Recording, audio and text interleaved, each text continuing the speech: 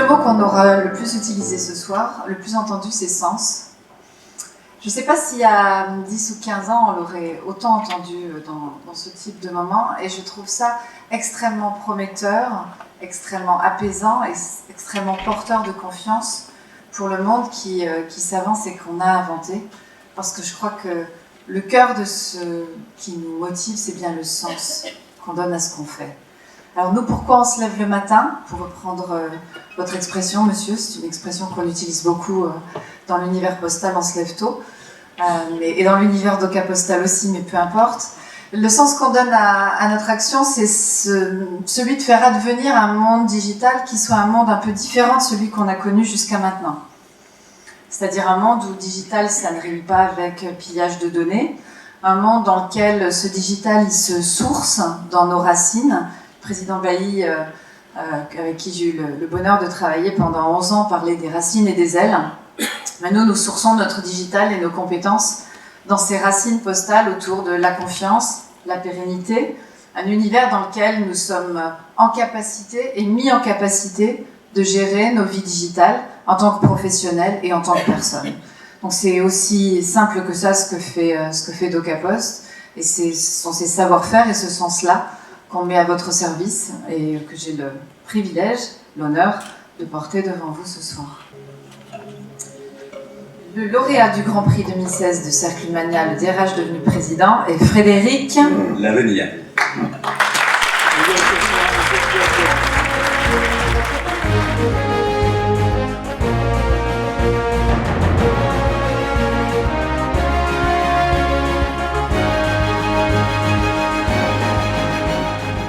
Je suis tellement ému que je peux à peine parler, mais non, je crois qu'on a tous, ou beaucoup d'entre nous, appris autrefois que ce qui faisait le succès d'une entreprise, c'était une stratégie claire, un plan de marche pluriannuel. Alors aujourd'hui, c'est moins vrai. Enfin, si je voulais être un petit peu sincère, je dirais, je pense que ça n'est plus vrai du tout. Qu'au fond, la seule chose qui compte, c'est la cohésion humaine de l'entreprise. Parce que c'est d'abord ce qui lui donne sa résistance. Nous sommes dans un monde de choc violent, de changement, et les liens entre les personnes, les valeurs partagées, la capacité à travailler ensemble, le sentiment d'être dans le même bateau, c'est ça qui donne la robustesse. Dans un monde où la projection, l'innovation et la capacité à créer reposent plus sur l'initiative, là où sont les clients, là où sont les choses réelles que dans la tête de quelques-uns, il importe que l'entreprise soit capable de garder sa cohérence tout en donnant plus que de l'autonomie, de l'indépendance, à être un vrai ensemble de PME qui marchent ensemble. Et pour ça, il n'y a pas d'autre solution que la cohésion humaine. Aucune procédure ne permet ça, aucune organisation structurée ne permet ça. La vraie manière de préparer demain et de gagner, c'est de diriger une entreprise en considérant non pas seulement, comme on le dit depuis longtemps, et c'est vrai, que la valeur est humaine, mais en pensant profondément que la réussite repose sur la capacité des femmes et des hommes d'une entreprise à se sentir ensemble, responsables du destin de l'entreprise et convaincus que c'est ensemble qu'on gagne, et par l'action, l'autonomie et l'initiative des hommes et des femmes qui travaillent sur le terrain. Je m'exprime peut-être de manière maladroite, mais avec la très profonde conviction que la vraie différence, la vraie capacité de différenciation repose sur cette capacité à établir une cohésion humaine qui permette effectivement une totale et profonde liberté dans les initiatives. Et alors, à cet égard, et pour conclure ce petit propos, je voudrais remercier les présentations des différentes entreprises qu'on a vues là, sur les trois prix, parce que je trouve que chacune à leur manière, elle donne une illustration extraordinaire de cette affirmation. Enfin, j'entendais les responsables de Leroy Merlin parler de la stratégie illustrée par ce film, hein, qui finalement, au-delà de la RSE, montre ce que c'est, la manière dont les choses se font. J'admirais l'idée, l'initiative d'Oscar H, c'est ça? Oscar RH, bon, qui est extraordinaire, hein, et que moi je retiens vraiment. Et puis bon, sur le premier prix qu'on a vu également, cette valorisation de l'autonomie, de la capacité de vos collaborateurs à porter finalement ce projet magnifique. Donc partout on a ça, et je pense que c'est l'essentiel. Donc voilà, DRH devenu président, c'est dire simplement qu'un dirigeant d'entreprise, c'est d'abord quelqu'un qui aujourd'hui doit faire en sorte que l'entreprise existe humainement avant d'exister théoriquement, financièrement, juridiquement. Parce que c'est une question clé, voilà, essentielle. Coïncidence, il y a une interview de vous demain dans les Échos, et le titre c'est « Il faut reconstruire des mutualités dans notre société ». Je pense que la société d'ailleurs, elle est aux deux sens, l'entreprise autant que la société au sens large. Oui, c'est-à-dire qu'on a une société qui va vers une individualisation croissante. Le big data, c'est d'abord on a parlé tout à l'heure de prédictibilité, c'est d'abord une extraordinaire prédictibilité des comportements.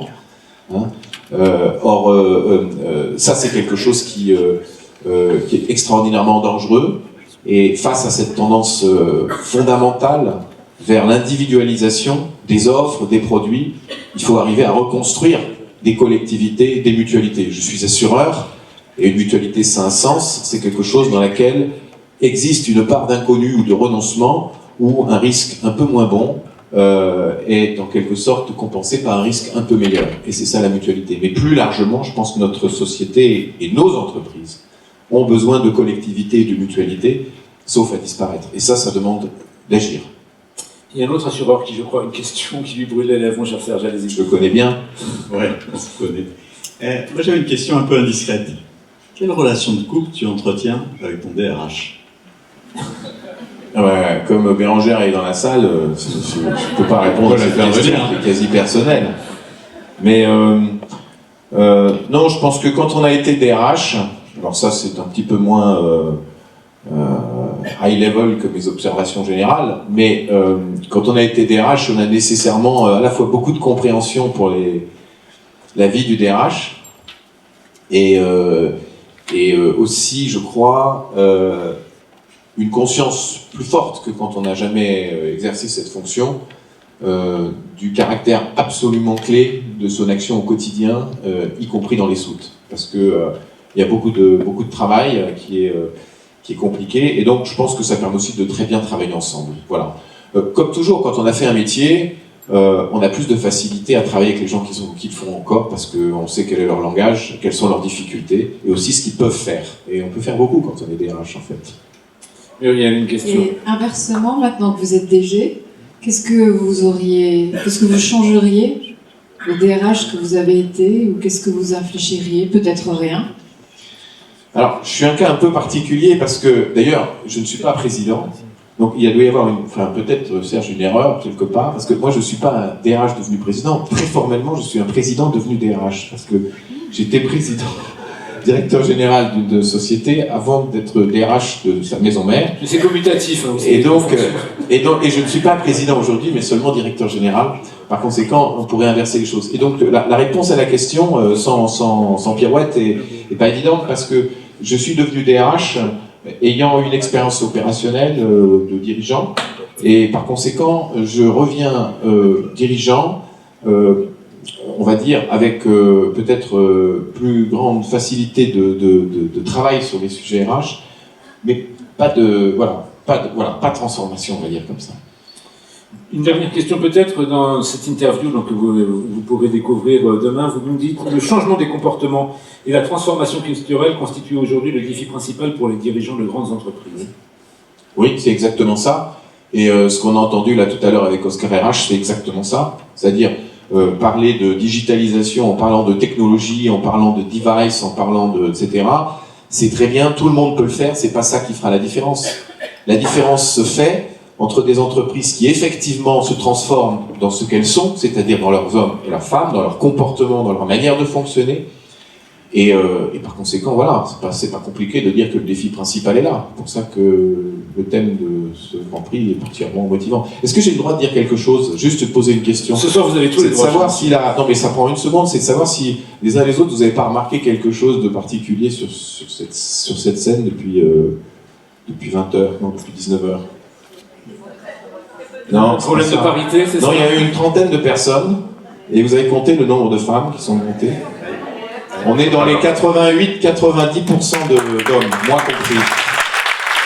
Dans le petit CV, il était rappelé que, comme DRH, j'avais été un peu... Parce que c'était tellement répété que ça confinait à l'obsession. Donc je voudrais juste dire que je ne suis pas totalement obsessionnel, mais quand même, une décision de féminisation d'une entreprise, c'est une décision d'amélioration de son efficacité, mais c'est une décision qui ne se prend pas une fois, elle se prend tous les jours. Parce qu'en fait, chaque décision particulière construit à la fin la diversité qu'on cherche à élaborer. Et ça ne se fait pas de manière générale, ça se fait un par un. Et donc, voilà quoi, moi je suis frappé par le fait qu'on est quand même dans un univers qui reste assez déséquilibré, et que c'est par les efforts de chacun d'entre nous qu'on fait progresser les choses. Non, je suis content de voir des têtes qui opinent, parce que je crois que c'est très important, quoi. Voilà. Bon, merci.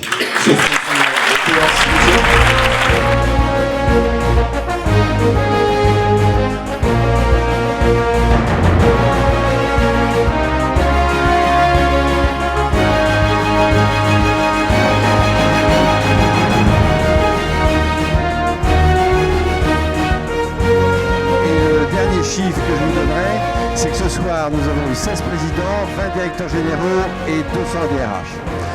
Voilà pour cette soirée. Nous vous attendons pour les 10 ans d'Humania le 8 novembre. Nous fêterons les 10 ans du Cercle Humania avec Philippe Val de Montplacoste. Bonne soirée et merci à vous tous.